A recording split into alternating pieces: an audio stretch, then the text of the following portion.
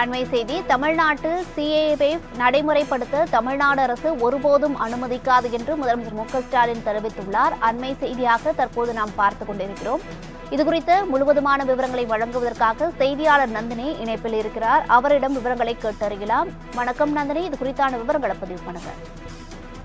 வணக்கம் வருண்யா. தமிழ்நாட்டில் குடியுரிமை திருத்த சட்டம் நடைமுறைப்படுத்தப்படுவதை திமுக அரசு ஒருபோதும் அனுமதிக்காது என தமிழ்நாடு முதலமைச்சர் திட்டவட்டமாக தெரிவித்திருக்கிறார்.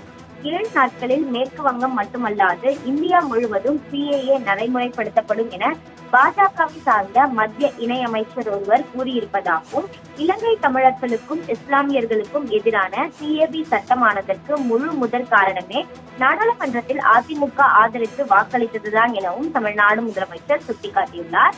அப்போது எதிர்க்கட்சியாக இருந்தாலும் தோழமை இயக்கங்களுடன் இணைந்து மிகப்பெரிய அளவில் போராட்டங்களை நடத்தியதுடன் 2 பேரிடம் கையெழுத்து பெற்று அதனை குடியரசுத் தலைவருக்கு அனுப்பி வைத்தது திமுக எனவும், 2021 ஆட்சிக்கு வந்த உடனேயே சிஏஏவை திரும்ப பெற வலியுறுத்தி சட்டமன்றத்தில் தீர்மானத்தை நிறைவேற்றியதாக முதலமைச்சர் குறிப்பிட்டுள்ளார்.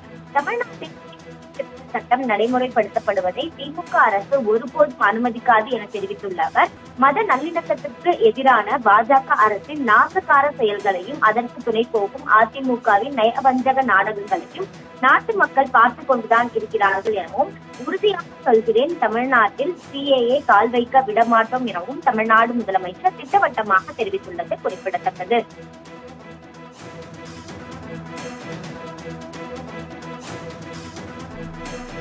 நந்தினி, விவரங்களுக்கு நன்றி.